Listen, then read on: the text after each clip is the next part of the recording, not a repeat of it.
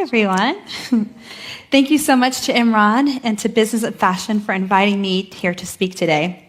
It truly is such an honor to be in such incredible company.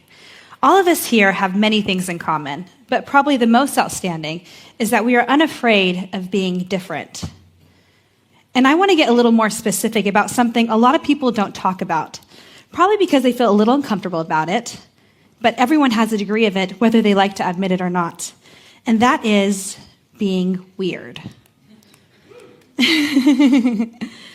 Has anyone ever been told that they were strange, awkward, different, or weird? How did that feel? I think for most people, it feels horrible. I remember the first time someone called me weird. It was the second grade. The girl's name was Laura. Not going to say her last name. And she looked at me with a face of disgust, not for any real reason. We were all playing in the playground. I was new to the school.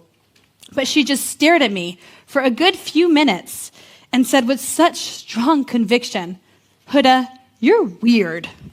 That's exactly how she said it. We're friends now. To make matters worse, a few kids jumped in and said, "Huda, you're kind of a weirdo. Why are you so different?" It was a shock to my system. I felt like an alien. I looked at myself and said, I don't think I'm weird. I actually think I'm pretty cool. But if so many kids are calling me weird, I must be so weird. I mean, that's where you go for information. 7-year-olds were pretty much all I got my information from. As a kid, as silly as it sounds, they defined who I believed I was. And to be honest, I felt different from everyone else. I was darker, hairier, my hair was unruly. My parents would sometimes speak loudly in Arabic across the halls. It was so embarrassing. I was one of the only brown kids in an all-white Baptist city just an hour outside of Nashville. My family was a Muslim immigrant family with very little money. When my dad could, he got a loan and moved us to a part of town so we could go to a safe school. But we knew we didn't fit in. It showed, not only from our appearance and our culture, but from the handed-down clothing we wore to the two-tone duct-tape cars we drove. And to be honest, my personality may have been totally off the wall. I mean, I love to talk. I love to sing. I love to dance. I was so animated and excited about everything. I loved being completely silly, making fun of myself, and I had a huge obsession with the arts. I was so different that even some of my teachers complained that although I was a gifted artist, I was awkward and talked way too much. So yeah, I may have been pretty weird compared to everyone else. But we were just kids. Did we have to be the same to have fun together? I hated being such an outsider. Why couldn't I just be like everyone else? So I told myself, Huda, don't be Huda. Be like everyone else. Watch them. Stand like them, talk like them, think like them, but don't you dare for 1 minute be your weird, different self. So I stopped using my first name because no one could pronounce it anyways. People would call me Hoda, Honda, Hooters. Not sure how some of those names are similar to Huda, but I was done with it. I ended up going by my middle name, Heidi, and attempted to blend in, and boy, did I. It worked so well, I even became really popular. I mean, I hung out with the cool girls. No one remembered that weird little Huda from the second grade. In fact, I didn't either. I spent the next few years of my life trying to pretend like I was everyone else. The reality is you always become your environment. But what happens when your environment takes over and you forget who you are? And that's where I was, lost, but perfectly blended. To some degree, I was happy because I finally fit in.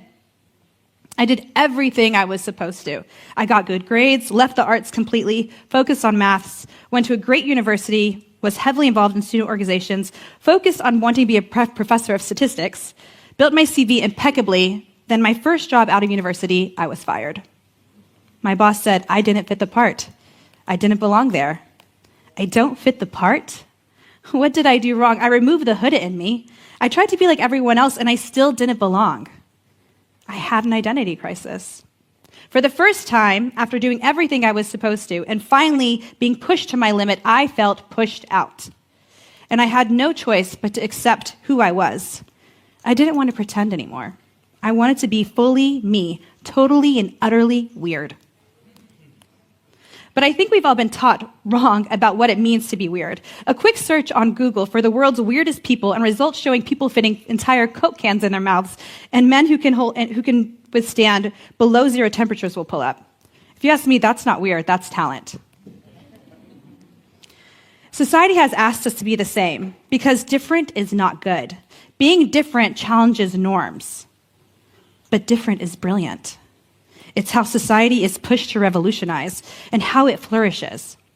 When I finally accepted that I was different, what happened? Did people hate me?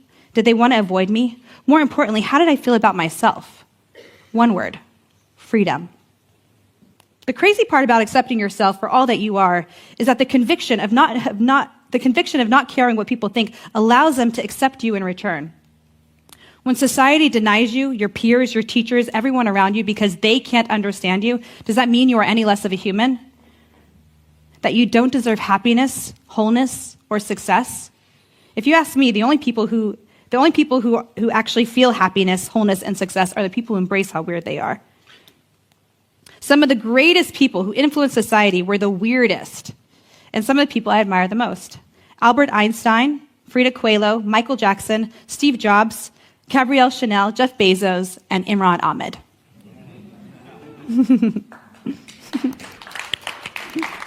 I hope you're not mad at me.